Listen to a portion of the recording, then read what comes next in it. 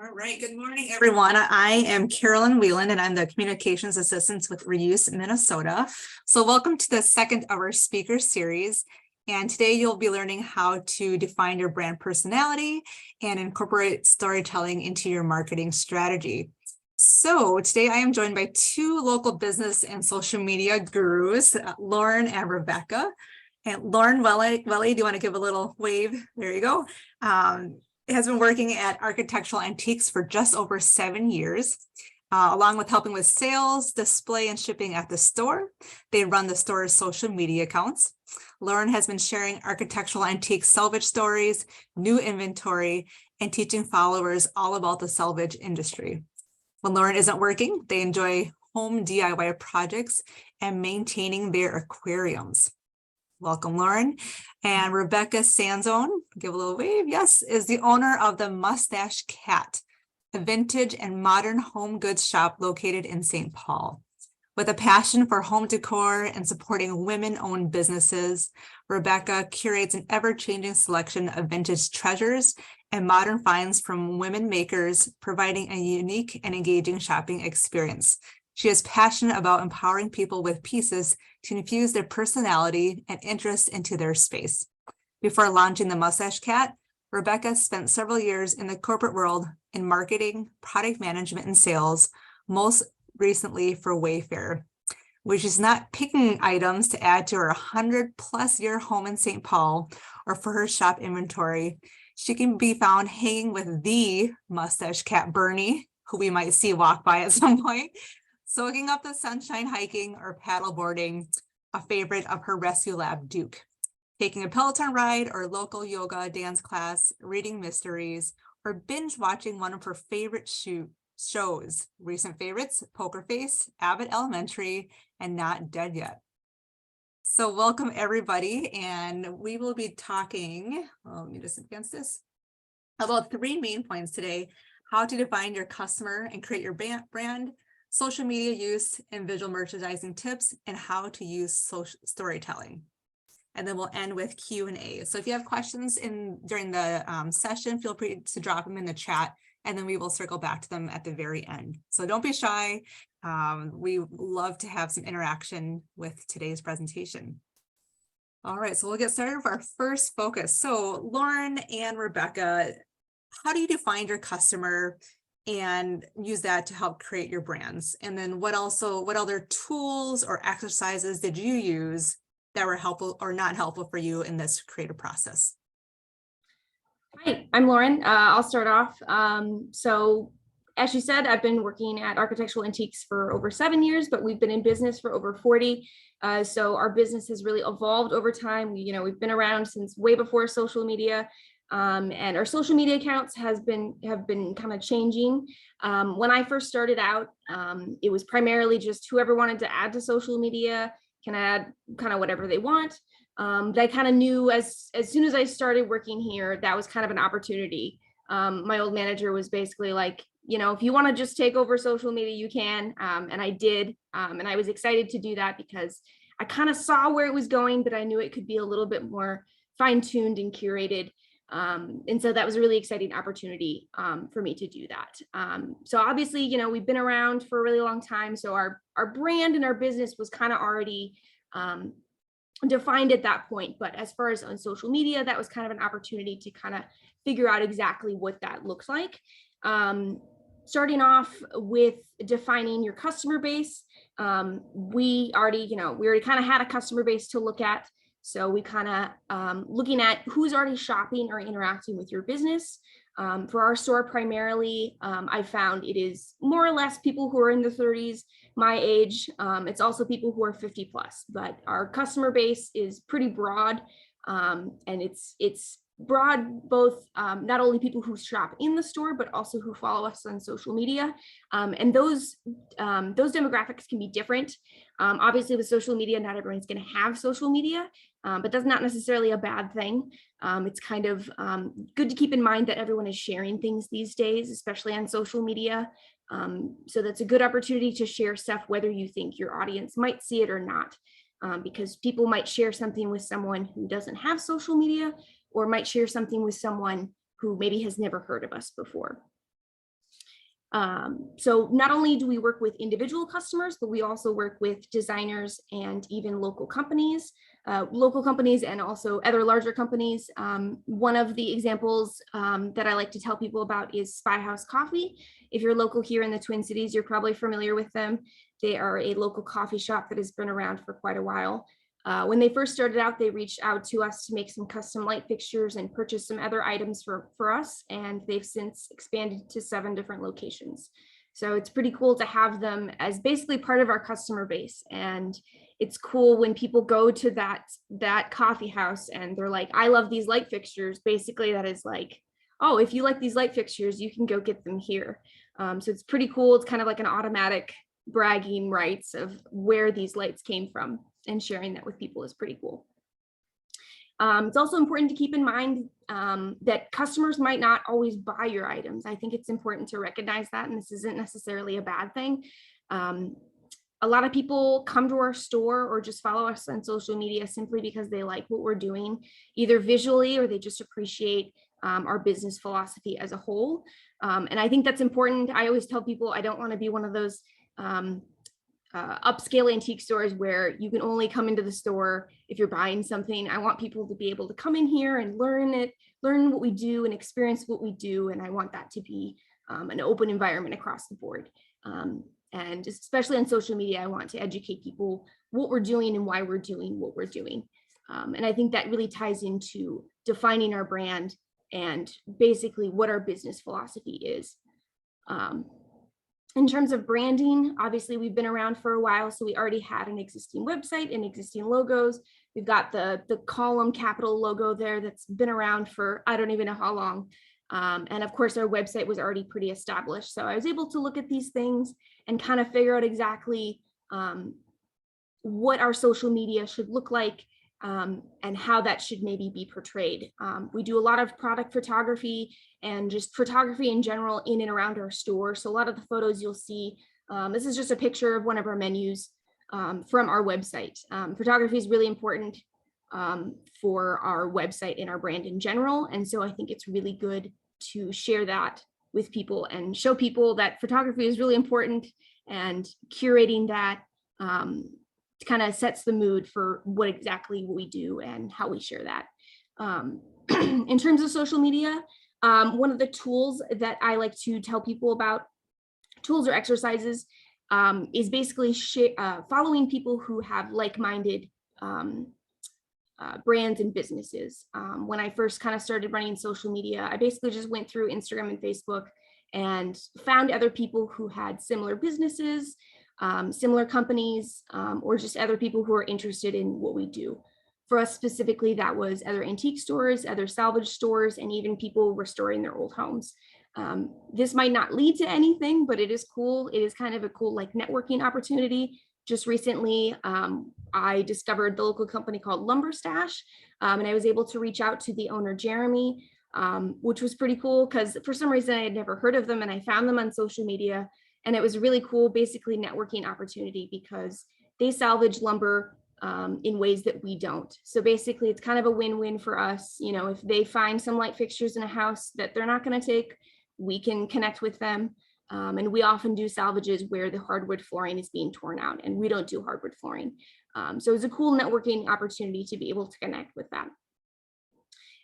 In terms of other tools for kind of defining your brand and customer base, obviously there's a lot of analytics you can look into with Facebook and Instagram. I find these to be very overwhelming and intimidating, so I don't really look into them that much. I try and look at the big picture and see exactly you know, how your posts are doing and how they're being received by the audience. And I think this is really important just to see, especially to see who is interacting with your posts. And this goes both ways. I want people not only to interact with our posts, but I also want to interact with other people as well. It's really helpful, especially with the messenger platforms that Facebook and Instagram has. You can quickly reach out to people if they have a question, and you can also reach out to other people, other businesses, if you have a question about that. So yeah, I think that's it for that. I don't remember what the next slide is. I think it's me. So I definitely did not have a 40-year history when I started the Mustache Cat. This was a brand new brand. I had come from a corporate background, like Carolyn mentioned, where I'd done some of these kind of traditional brand building, brand defining exercises, which are great when you have a history, right? And you have a team of folks that can kind of collaborate with you on like, who are we? Who do we talk to? What does our brand look like today and where do we want it to go? For me, it was very much ground zero and me collaborating with me and maybe like a few head nods from Bernie the cat, but it was very much like, do you think that's a good idea, Rebecca? I sure do, Rebecca. So I did a decent amount of digging in the interwebs, if you will, on some exercises that I also did in my corporate life, but that might feel a little less awkward when you're doing them by yourself. The one I found personally helpful to at least begin to define my brand was the 3 words exercise. And so the way this works is you start by listing all of these things that resonate with you, that you want your store, brand, platform, whatever service to feel like. And I ended up with like 30, 40 words to start. You'll notice some of them are a little bit repetitive, but don't worry, we're whittling it down to 3, right? So start with that 30 and then cut it in half until ultimately you're down to the 3 words that feel most like you, that kind of encompass what you're doing. For the Mustache Cat, those are bold, approachable, and community. And so we try then to take those 3 words and run them through the rest of our brand, whether it be our logo or our colors or even the way we talk. So when I say community, rather than any language on our site or socials or really any way we're speaking, we use we, us, even though it's an I, right? Or a me, it comes across as a we or an us. And so thinking about your rhetoric and how that then ties, you'll hear that as a common theme as I chat through some of these questions. But if you can get this first kind of part right, it then can trail through. Now, I don't want to scare anyone either, because I think it can be daunting to say like, oh no, 3 words.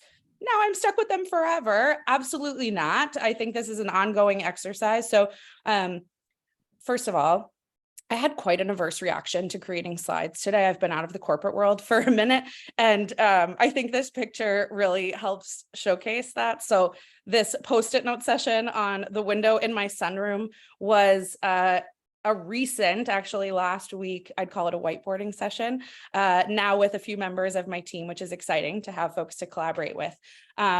But really the point of this is to say it's an ongoing exercise. It doesn't need to happen right now, today. You should find something to start with so that you have your North Star, if you will. But beyond that, don't feel afraid to get it wrong. Get it. Put it out there. I had a colleague that used to say done is better than perfect. And I try to ascribe by that when I'm doing branding work, because as Lauren said too, you will learn along the way about what your customers are engaging with, what they like, what kind of questions they're asking will help drive what you're putting out into the world. And then letting those brand pillars, if you will, to use a rather corporate jargony term, then drive your other stuff, right? So I talked about the way it drives our language or our rhetoric. I think you can feel bold in the colors that we chose. So they're not neutral for sure. They're definitely brighter, but hopefully still approachable. There's warm tones, there's cool tones, tones that might appeal to anyone, which, you know, approachable again is important to me. And then community. So someone is able to find a home or feel something about my brand, regardless of who they are. Some of the other exercises that I did that may be helpful to you, I personally found the 3 words one the absolute best, but I also tried this, not that. So I kind of just did this, right? Like, we are welcoming, not exclusive. We are bright and cheery, not neutral. That was work I did, an exercise that's helpful and could be helpful for you. And then the other one that I've done in past brand lives that I think is kind of interesting is a brand persona. So helpful definitely when you've got maybe a little bit more history, maybe a little bit of interaction with the customers or clients that you work with, but who is my target customer? What do they look like? Whether it be their physical geographic location, their socioeconomic background. This then helps you figure out how to talk to them in a way that feels right and feels absolutely on brand. And then the only other thing I think I want to make sure, for me, this process, and I think you can probably hear this in the stories that I'm sharing, was daunting, right? And scary and overwhelming. And this like, holy cow, there's so much out there. There's so much to do. There's so many things to say to all of these people. Some advice I got along the way that I would highly recommend is once you've figured out who you are and generally who you want to talk to, figuring out where to prioritize your time, I think is imperative. And so for the Mustache Cat, we want to be inclusive of gender, decently inclusive of age. You've got enough disposable income to be able to afford some decor for your home, but not so much that you can afford an interior designer. So those are kind of my people. They generally range from ages 20 to 50 before they're trying to kind of clear out their house and make way for new stuff. And based on that, for me, Instagram is the priority. Now, that's not to say other channels don't get utilized and we don't speak on them along the way, but we prioritize Instagram and let the other stuff flow through.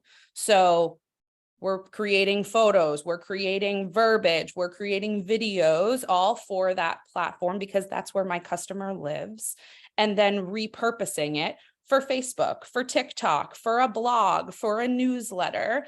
So rather than saying, holy shit, I have to do a newsletter and a Facebook and a TikTok and a Twitter, and I don't even know what hashtag is.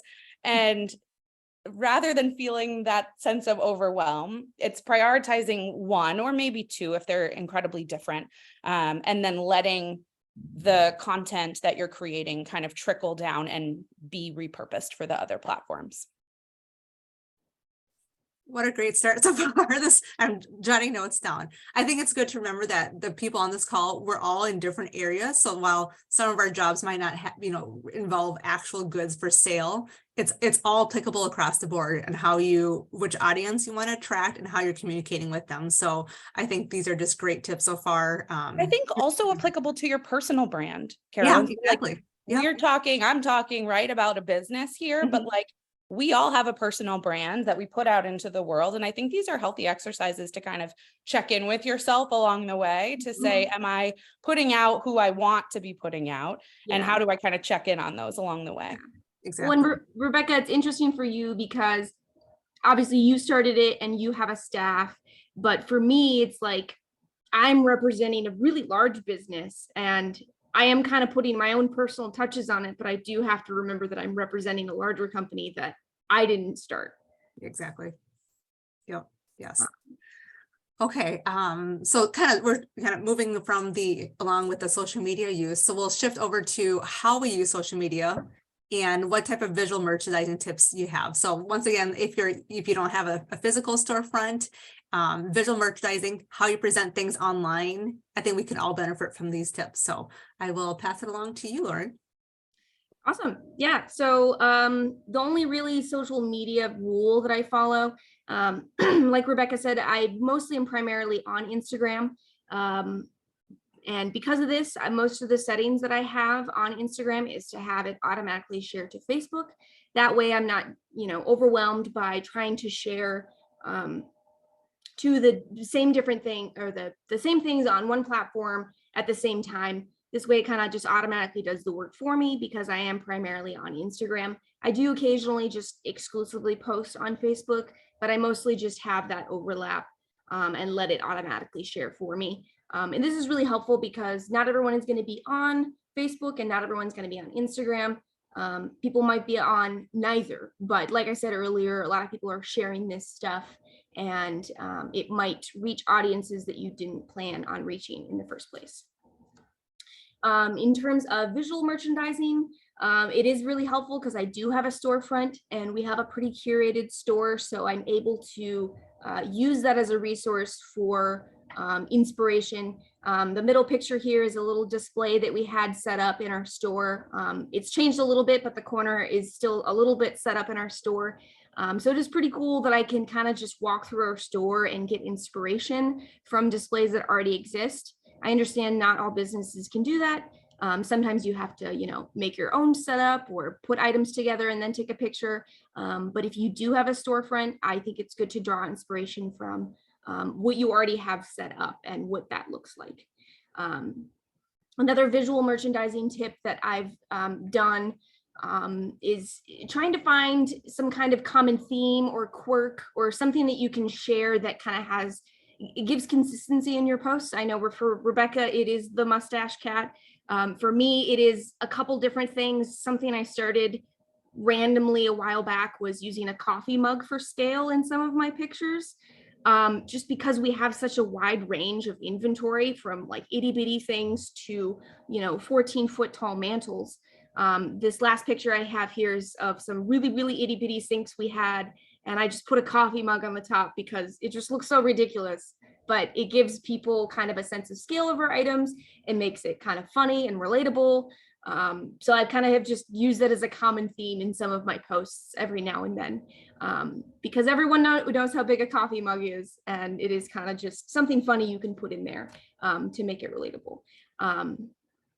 If you want to go to the next slide here.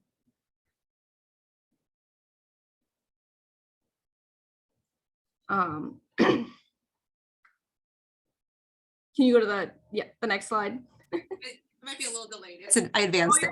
I know. I don't know if it's my internet or what, but it's slow. Okay, there we go. Other visual merchandising tips, visual merchandising tools that I use. I do share a lot of before and afters. We are a restoration business, and so a lot of the times I'll just share something from when we got it to when it's fixed up and restored.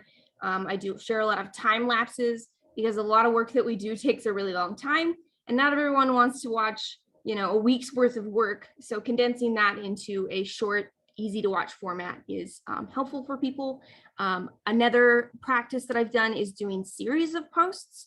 One example I did, which is probably a couple years ago, like once a week for a month, I shared underappreciated lights of the week, basically just light fixtures we had forever that I was like, I don't know why these aren't selling. So kind of just making a collage of kind of lights that are available that maybe people should check out. And it's cool with, I'll share more about this later, but Instagram and Facebook have basically a platform where you can tag products in your posts. This is only really helpful if you have a storefront online. We use Squarespace. So you can see here in the blue here, you can basically view our shop. So I tagged one of those sconces. If you click that sconce, you can go see our entire website, which is pretty cool. One of the other series of posts that I most recently did was basically sharing all of our staff members, which I had seen a lot of other people do, particularly breweries that I follow, and some other companies do that. And I was like, I need to do this because we have such a small company and not everybody knows who we are. And I want to make it really personal and relatable. So I started off just by sharing a group photo. And then once a day for however many days, I shared an individual employee, a picture of them, and I basically gave them a little quiz with some fun questions. And I had people come up with their own titles too. So I wanted to make it fun and interesting, instead of just salesperson, I wanted, Ian, for example, he refers to himself as boss man. Technically he's the manager, but letting people have fun with that, I really appreciated. And if you go through these posts, I also had them pick out one of their current favorite inventory items. So making it personal and relatable, but also tying back to our inventory itself. Another tool that I use, I haven't used it in a little while, but I use it every now and then on Instagram specifically. You basically can have highlights. So it's at the top The top of your page, right under the logo, you'll see these little circles basically, and you can kind of think of these as little photo albums. These are stories that I've shared on Instagram a while back that have since expired, but you can basically save them and condense them into individual stories. And I've used these particularly for salvage highlights that we have had. So you'll see a couple different salvages here. That way, if you have just found our page, you can look back at a salvage we did in like 2019. Some of the other highlights I have here, which I haven't added to in a while, but they're there. Cleaning tips, restoration tips, just other things that you can like bookmark basically and have people revisit at another time. Let's see here. I mentioned earlier, Facebook and Instagram business, Meta, I guess it's called now. It's all kind of new, but it is really helpful that there is kind of an existing business platform that you can have with both of those. And one of the tools I use for that, both on Instagram and Facebook, is the messaging platform. And I know on Facebook specifically, it's really helpful since we are a business and we have a business page. I've kind of set up basically some automatic replies, which is super helpful. You know, I obviously try and check Facebook every day, but if someone's messaging me at like, 8 p.m. when I'm not checking messages, if they need to know our store hours, the algorithm or the robots or whatever, they realize what they're trying to ask. And I have some automatic replies set up, store hours, location. I think I also have a generic reply set up where if someone's like, I have something to sell, like, what do I do? And the automatic reply I have set up, I think is, I don't always check Facebook, but if you'd like to contact us, here's our email, here's our phone number. That way I can get to them as soon as possible and let them know that I'm reaching out to them.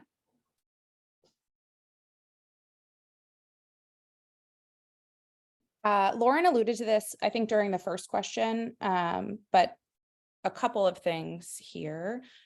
I like to follow other accounts for cool ideas, and it's not always just competitors or folks in my space.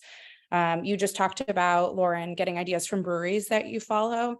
And I think finding brands that maybe have a similar voice to you or some similar kind of thread is incredibly helpful. So for me, those are brands that have a little bit of fun, maybe are a little bit quirky, maybe they use bright colors, have a lot of community involvement. Those are kind of the things I'm looking for, and I'm finding other brands to follow. And the algorithm is scary and wonderful at recommending accounts for you to follow. Don't be afraid to follow them. I think it's a great way to get ideas. I shared a few folks here. This is, I'll share these with you after, make sure Carolyn gets them, but it's at Small Business Growth Club. She posts pretty constantly about different ideas, ways to take video of yourself, different hashtags to use, trending sounds, essentially just making content creation easy, because at the end of the day, I did not get into business to create content. And I find myself getting frustrated or annoyed sometimes when I'm like, oh, I need to stop what I'm doing and take a picture or a video because content and people need to see what I'm doing. And I hate that, but also know it's helpful and folks are excited about it and I get positive feedback about it. So it's the balance, right? And so finding folks that do this, and these people do it professionally, that can share tips and tricks for you with you, I think is incredibly helpful. The second one here is the Divine Group. She's actually a local photographer. She did photos for me. She just sent an email today that I thought was so pertinent. It was 10 tips for not getting burned out by social media and ways to kind of go after it. This post I shared here is about your brand colors and whether they align with the tone of your brand, which I talked about a little bit. And then the last one here is the Creative Bodega. She posts a ton of ideas on how to do a little bit of graphic design. So a lot of Canva tips and tricks for those of you that maybe are interested in making content look pretty and a little bit more consumable. If you can't tell, this thread running through here is I try to maintain sanity with all of the things that are coming down and the potential overwhelm. I think that a lot of this may feel like when you're building it for the first time. So one of the tools I use is an app called Notion. It allows me to calendar plan. That's what you see here. So I can visually see what's happening over the course of a week, what stories I'm posting, what I'm actually posting in terms of photos or reels. Gives me an idea of the type of content I should be taking. Holy cow, I was supposed to videotape myself doing this because I plan to talk about it in the future. It also helps me maintain consistency. That was actually one of Angela's tips today, which I thought was really helpful. Consistency is key. I think you can drive yourself bananas on what the latest algorithm is looking for and what they want to have you be at the top of people's pages, but just be consistent. So if it's one story a day, if it's 2 posts a week, no stories, whatever you're doing, be consistent in a space that allows your followers to know what to expect when they're coming at you. And again, I am using Instagram terms here, but this applies across the board, right? Consistency with your blog posting, with newsletter emails, with whatever, insert your brand practice and voice here. I think hopefully these are helpful tips. And then really letting what you define as your brand kind of flow through to the way your social media feels. I think I had another slide here. Yes. So for me, that was bold. We talked about that. That was approachable. So when I'm either having things alive in the store, which are these top few photos, I want people to be able to envision what products that I have for sale might look like in their own home. So I'm not putting it in a pile of all of the mirrors that I have in the store, because I want this to feel approachable and for home decor to feel like something that anyone that walks into my space can do.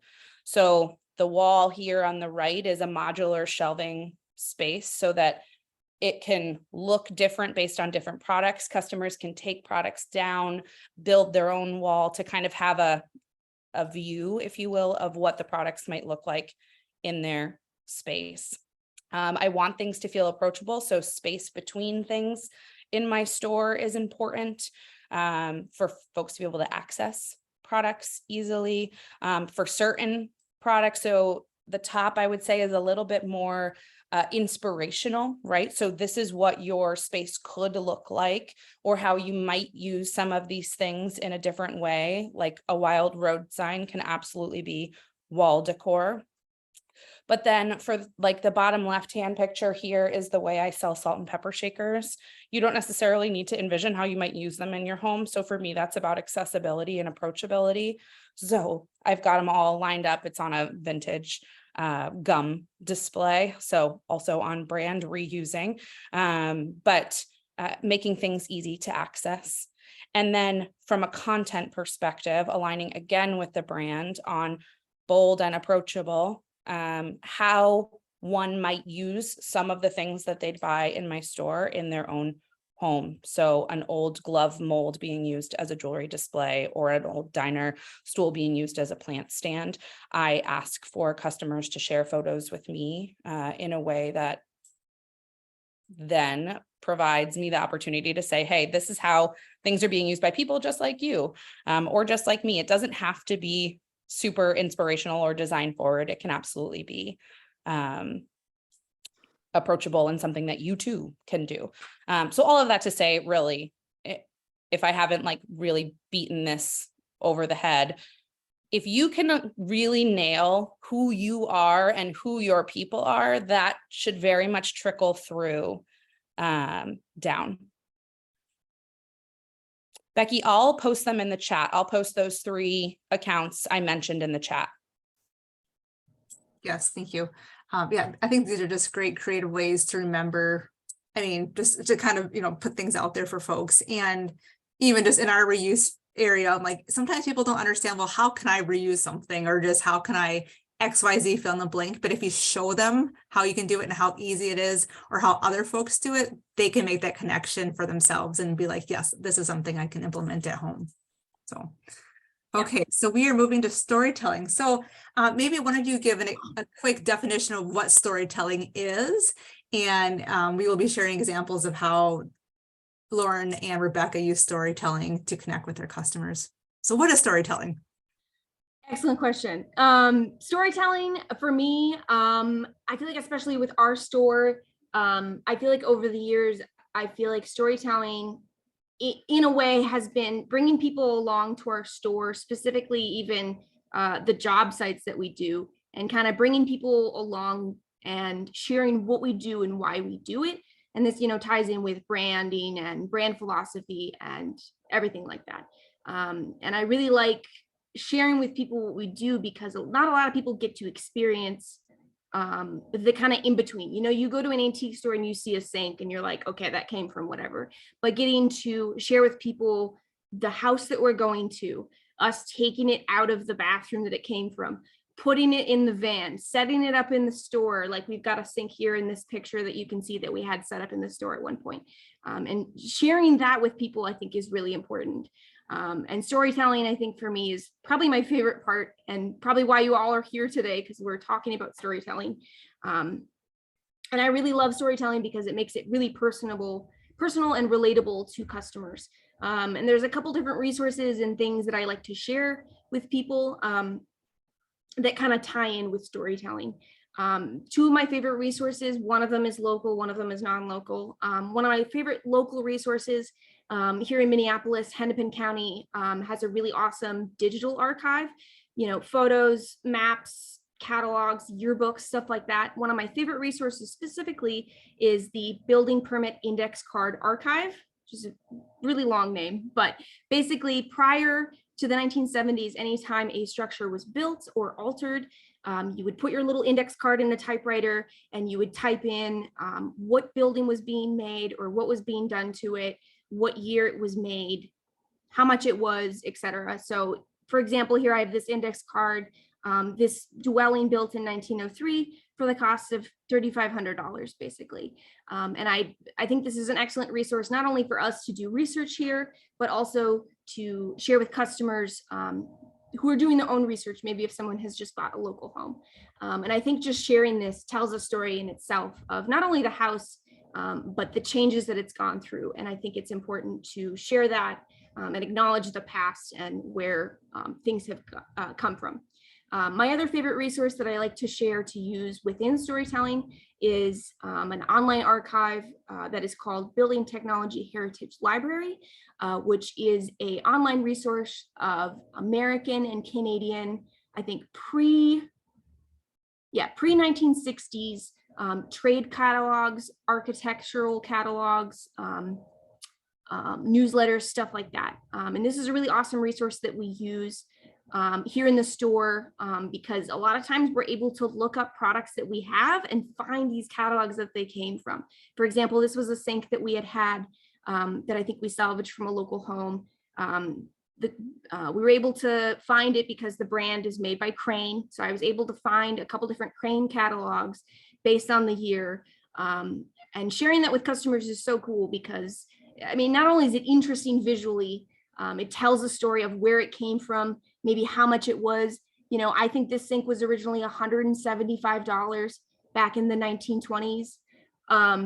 And it's just so cool to share people with that, what that would have looked like. And it's also just a cool resource to share with other people who are doing their own research. The last picture I have here is just a cute little thing that I wanted to share because this was from a local salvage of a house that we had been salvaging, which ended up being torn down, sadly.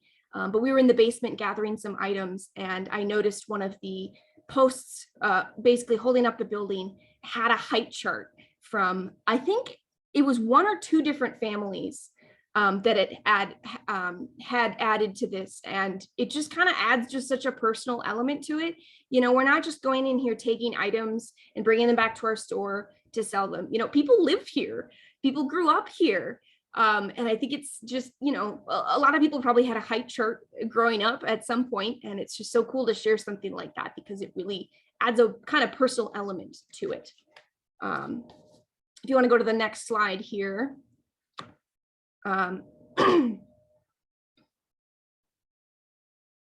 So one of the couple other examples of storytelling that I've shared, these were some bookshelves that we had gotten from the Galena Library in Galena, Illinois.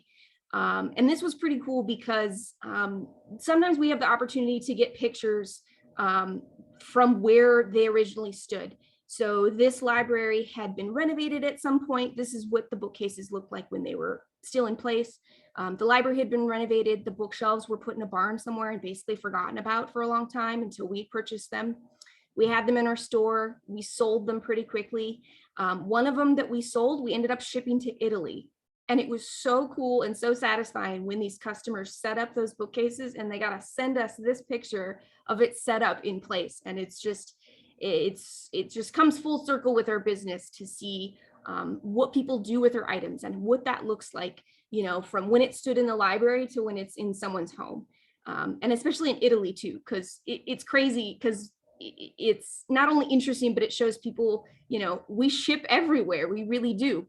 We shipped a bar to Amsterdam once, which was crazy. So it's cool to share these kinds of storytelling examples because it is just kind of ties in with our brand and our philosophy and why we do what we do. If you want to go to the next slide. Another one of my favorite examples of storytelling has to do with the Dayton's department store. If you're not local here, you might not have heard of them. Dayton's was founded and built in 1902.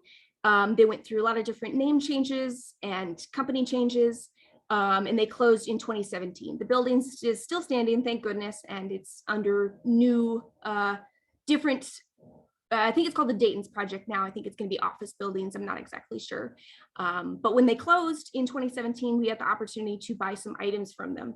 You'll see on the far left here, or sorry, far right, we got some chairs from the original oak grill, which actually was the men's oak grill at one point. I think up until the 60s, it was men's only.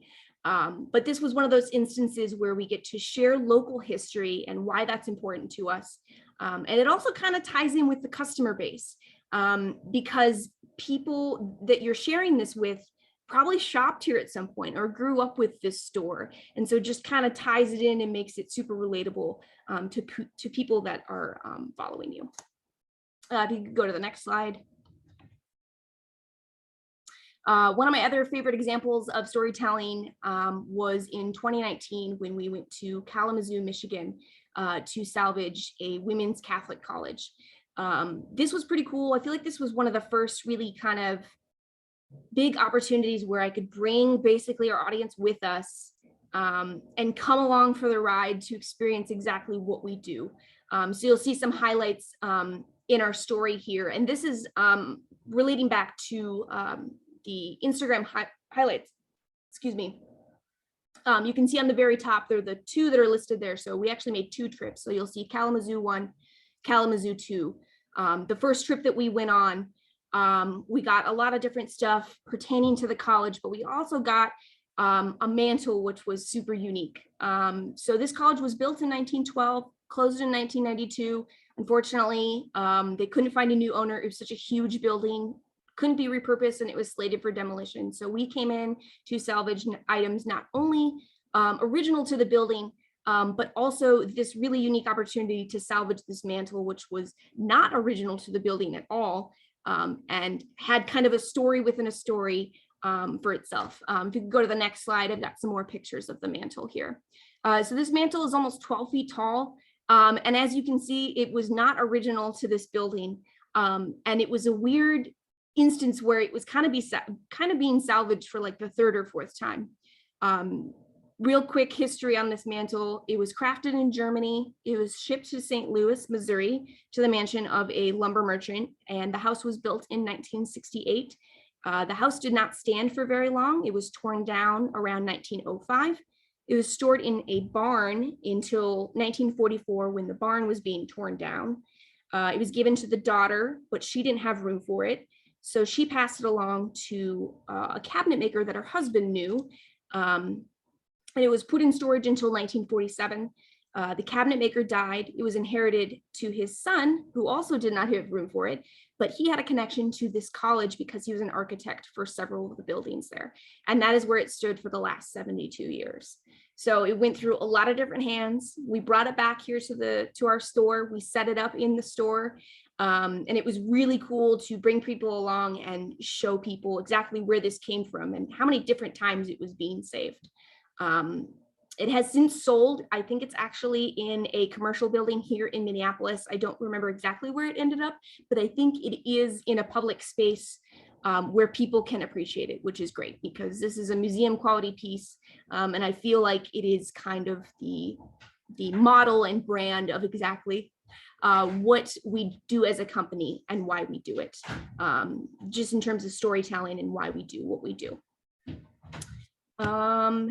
Next slide. Another one of my favorite examples of storytelling is Urban Sketchers, which is a local group, but is also a global group. Urban Sketchers is a global community of sketchers dedicated to the practice of on-location drawing. The local chapter, Twin Cities chapter, had reached out to us several years ago. And they've been at our store for 4 different times now. And it's just super cool to connect with these people who might not already know who we are. And it is also cool for us because we get to see all the cool art that they do.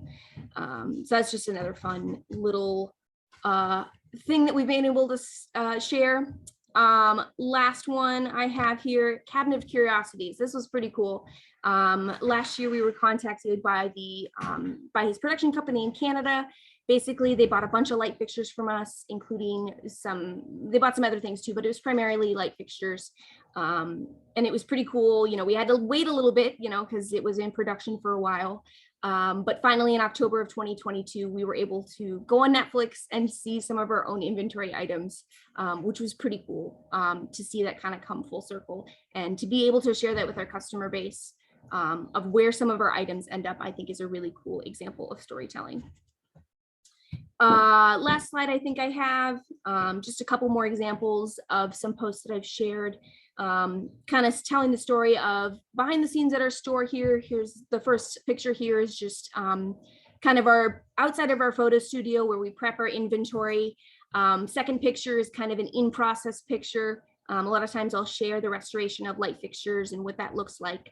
And then the last picture is just another kind of store display example. And I think this kind of just shows kind of the process of what we go through in terms of what we do with our inventory and how that moves through our store. And I know, like Rebecca said, some of this is kind of showing what you can do with certain products. I don't think you can see it well in the picture here, but we have this little farm sink set up, mostly just for decor. I think it's important to tell people how they can use certain items. We actually have some old foundry molds holding up that sink, which is pretty cool. So just a couple little different examples of storytelling and kind of what we've shared in the past. Lauren hit the nail on the head. Vintage makes it a little bit easy because there's a built-in story, yes, right? Whether it's where this thing lived, who owned it before, what was it used for, or where I bought it. We've got a little bit of a leg up, if you will, on the storytelling, just based on the products we're working with.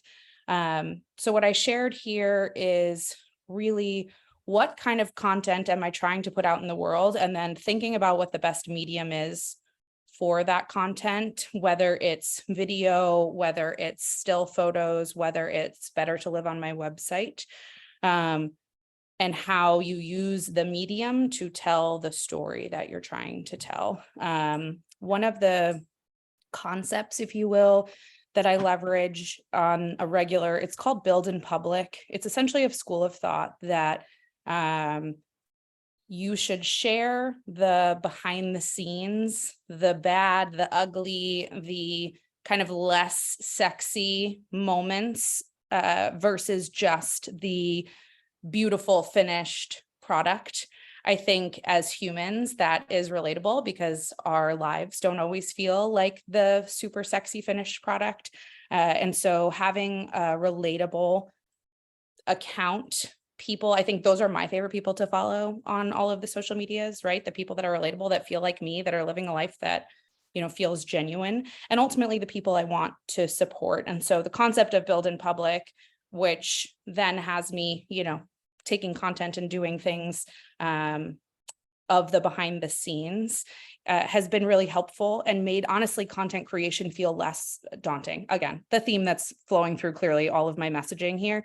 But if I'm just sharing what I'm doing, and this is who I am, and this is kind of the work that's happening, and here's who we are as a brand, it makes it feel a little bit easier versus like, I have to come up with something profound to say today. It doesn't need to be these like super beautiful, profound thoughts or fantastic images of a finished product. Some of the stuff that engages the best for me is those behind the scenes things. So I did that a lot, obviously, as I was building the space. And even now, I posted a reel a week or two ago that's been pretty well received for us, just about what the process is to open the store. So from turning on the lights to letting Bernie the cat out of his carrier, what that looks like. And then I talked about this a little bit, but am I trying to relate to someone with video content or a still photo, something that they can sit and look at and kind of be with for a minute? We do these like, what is this posts to try to get people to guess what things were or where they came from or how they were used, to have folks relate to some of the old stuff. So that was a still photo here of this chalkware bank, which used to be a carnival prize with my dog.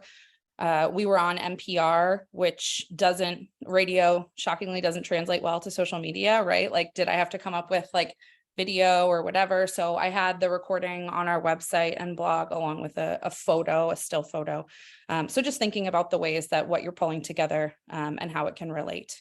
And then Lauren talked about this earlier, but I think your Instagram bio or any of your bios where folks have an opportunity to go back and search or review content that you've posted historically can be incredibly impactful for you. So what are the details you want to share? Of course, a link to your website. I've found link in bio pretty helpful for me. Squarespace has an opportunity to do this now, and that allows you to just say, hey, check the link in my bio. Then I can feed where I want to send people, whether it's to my online store or maybe an event I've got coming up, and prioritize accordingly based on what I'm saying or doing, and then leveraging highlights as a spot for folks to come back and take a look at what you've done. Lots of information. All right, before we get to our Q&A, these are upcoming events that Reuse Minnesota is hosting. So check out our website, reusemn.org/events. We have, Emily is hosting a Swaps and Fix-It Clinics in-person session in Mantorville. We're doing virtual speed networking in July. And the third of our speaker series is creating a culture of inclusion in August. And of course, we have our annual conference, October 3rd through the 4th in the Twin Cities area. And then our last of our speaker series is on November 17th. So you can go to our reusemn.org website to find information on all these events. So what questions do you all have? That was a ton of information. So maybe we need a moment to absorb everything. I didn't see any major questions in the chat other than we'll be sending out some of the resources that Lauren and Rebecca have shared. So we open it up, unmute, raise your hand, up to you. We have a few minutes for questions. Amanda, I see your hand up. Go ahead. One second. Yep. Okay, sorry. Yeah. Hi, so I'm Amanda, and I work for a nonprofit in Devens, Massachusetts, called the Devens Eco Efficiency Center. And the program that I manage is called the Great Exchange. And it's a reuse program where we rescue mostly office furniture that's in new and like new condition, office supplies. But then we also do creative materials and educational and recreational resources. And then we have like packing and shipping and tools and really anything that you might use in, we say, like a school or office environment.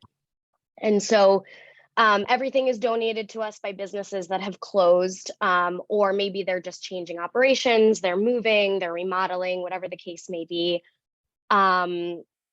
You know, we go in, we do clean outs, we choose the items we want, et cetera. And then everything is brought back. We have 2 spaces where we have a storefront set up, and everything is offered at, you know, like a 50 to 70% discount. But the thing I was just curious if really anybody on this call would have maybe some ideas or advice. The thing that we tend to struggle with is we are not open to the general public at large. So we service organizations. So schools, libraries, nonprofits, municipal departments, mostly small business owners, but people for large businesses are welcome to come in as well, and all kinds of community groups. So whether that's, you know, Girl Scout troops, Boy Scout troops, churches, things like that. But the question that we get a lot is, you know, can I come in? And it's because we're not open to the general public with our marketing and our social media. I sometimes struggle to figure out, like, how do we continue to build that following, get the word out about our program, while also making it clear without it feeling, I don't know if snarky is the right word, that it's not open to everybody.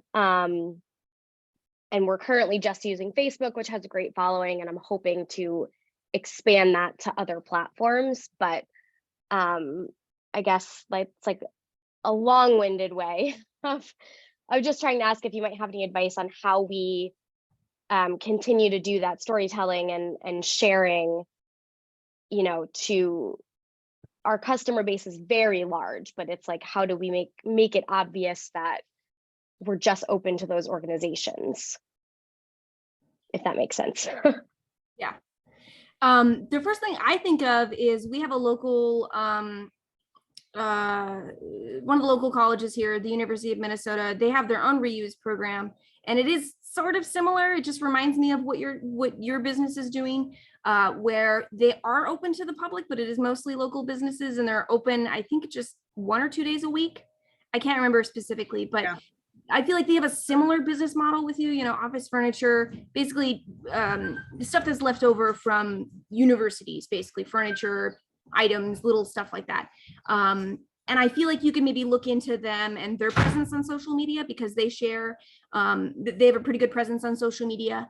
Not quite the same as you, but I think you could maybe take a look into that and see if that is something you could maybe work off of. Because, you know, they basically have the motto, you know, open to the public on these days only. And they are pretty good at sharing kind of what they have. That's the first business that comes to mind. I think the only other thing I would say is trying to find other businesses who are like you, where you're not really open to the public. What does that look like for other businesses? I would love. And what was that first organization? Sorry. I think it's the U of M Restore. Yeah. It's Someone in posted it in the chat. Okay, thank you. It's in the chat. Thank you. I appreciate that. You will I get was a good going to laugh say, because leverage your bios as an opportunity. So there are spots, right, where it's going to say your hours, your open hours. I think there's an opportunity there to say not open to the public, open these times. So when I've, as a consumer, maybe gone to do a little bit more research on where I'm going and what I'm doing, I can see that there. I think also maybe sharing stories of folks that have leveraged your services. So photos of people shopping and what they look like, and to tell that story in whatever caption you're leveraging, to say so-and-so business owner using our, you know, solely business shopping experience. I think there are ways you can kind of talk about it as well in a way that doesn't feel ridiculously exclusive. Yeah. And then the other thing too, I think, is to ask your customers where they get information about places like yours to use. Are there trade publications or chambers of commerce or, you know, groups that you can or should be thinking about joining outside of Facebook, which has a much broader audience, but you're trying to find kind of your niche, which within a very broad audience? Are there kind of small ponds where you can be a big fish to make some of those connections that maybe is outside of traditional methods? Yeah, thank you. I know we do in our Facebook bio, we do have that we're open to these institutions, but it's just, I sometimes feel people don't always look at that. They just they come across our posts because they've been shared a lot and they're like, oh my gosh, look at all this stuff. And they're not necessarily looking. So we try our best, but I think that's the biggest That's true. issue that we have in doing that. But I do appreciate all of those suggestions. And I think they're very helpful. So thank you. Margie, I see your hand up. Go ahead. Well, I was just going to say, so I'm also from Massachusetts, Amanda, and I co-presented because I think you guys were a micro grant receiver from the Mass DEP, like as we were. So Yes, we were. I'm recyclable and we're doing takeout and kind of similar challenges, right? Because, you know, we're trying to raise awareness both with consumers, but ultimately it's the restaurants that need to buy into offering reuse. So I really struggle with social media when you're selling to kind of two different audiences. I want customers to be aware there's a different way to eat and to reuse so that they help to bring the message forward. But at the same time, I'm also trying to reach restaurants, and sometimes my messaging is all over the board. Yeah. Yeah, I've seen your presentation. I think it's an awesome program. We talked a little bit about some of those theme posts. This is right where my head went. Like, are there certain ways where you're consistently posting whatever? Here's how a diner experienced, I don't know a lot about your program, right? But from a diner's perspective, and whether it's like you call it the same thing, like dine out feature, or like people enjoying food here. And then another feature for your restaurant owners. So there's some, whether it's a visual, maybe you've got like a different background or a different font that you're using for it. And then being consistent around those, maybe every Wednesday I'm posting this and every Friday I'm posting this, just to help, that's clarify your audiences. Yeah, exactly. Yeah, I like that. Thank you. Any other questions?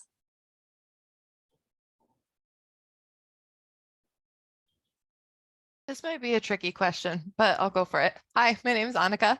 Thank you both for your presentations. So you've given a lot of great examples, and I'm curious, especially either going from a built organization, but it sounds like maybe didn't have as much of a strong social media presence until you started, Lauren, and then Rebecca, for you starting from scratch. So in both cases, building. Did you find that there was a specific action or like a change?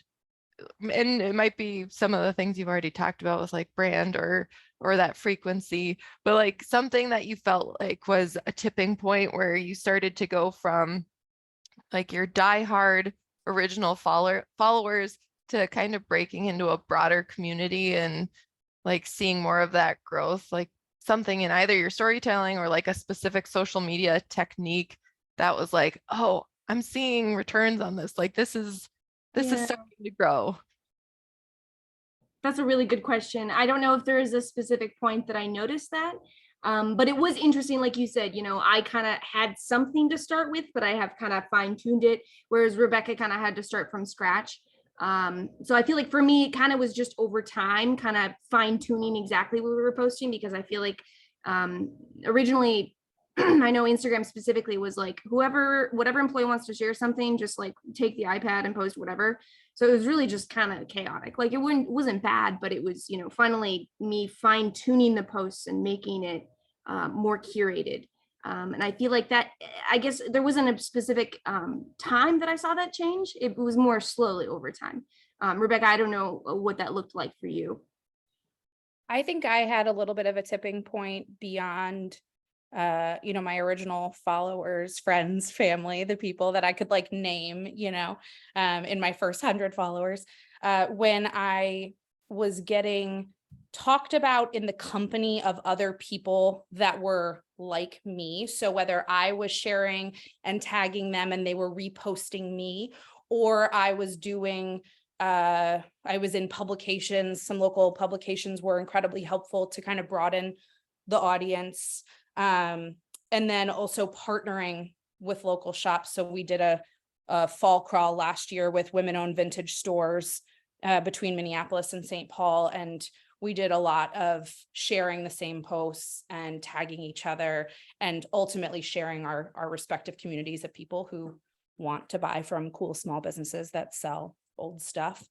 And so that, I think, was kind of the big broadening of my audience when I was in the conversation with like-minded people, whether it be people in my industry or even other small businesses. I always find I seem to gain followers after some of those kind of notable tags or reposts, or even reposts from my customers. Those I are feel kind of like- really an organic way too. Right. I feel like I kind of noticed that slowly over time, but more like, and I found it helpful to, you know, try not to be passive and just like, okay, here's my post, but, you know, go comment on other people's things, go follow other people, you know, network with other people, tag people and stuff. And I feel like that helped other people interact with my posts. And I think that helped over time, other people to share what we have. And I think interacting more with my audience base and customer base and like-minded people has helped bring that interaction full circle with other people sharing what we have, kind of making it, I don't know what I'm trying to say, making it more interacting, you know, as a whole, I guess. Oh, that's awesome. Thank you both. Okay, it is just a little after, it's 10:09, so almost 10:10, so we can start to wrap this up. I think if folks have questions, Rebecca and Lauren, your email addresses are in the slides, and we will share those in a little bit too. So feel free to reach out. You guys have been great resources today. It's fun to learn these tips and kind of just get reinvigorated with all we're doing in our, like you said, personal branding, organizational branding, business branding, all that. So thank you so much. I hope everyone has been able to learn something. We will reach out in a couple months to our attendees and kind of see like, what have you learned and what are you actually putting into word and place and what's working for you, to see if any of these tips have been helpful for you. So I will reach out in maybe like 4 or 5 months and just follow up with you folks and hopefully report back to Rebecca and Lauren on the positive changes that you have been able to make and see. So thank you for coming. We will share notes and presentations in a little bit, but reach out if you have any other questions. All right. Thank you, everyone. Have a great rest of your day. Thank you. You.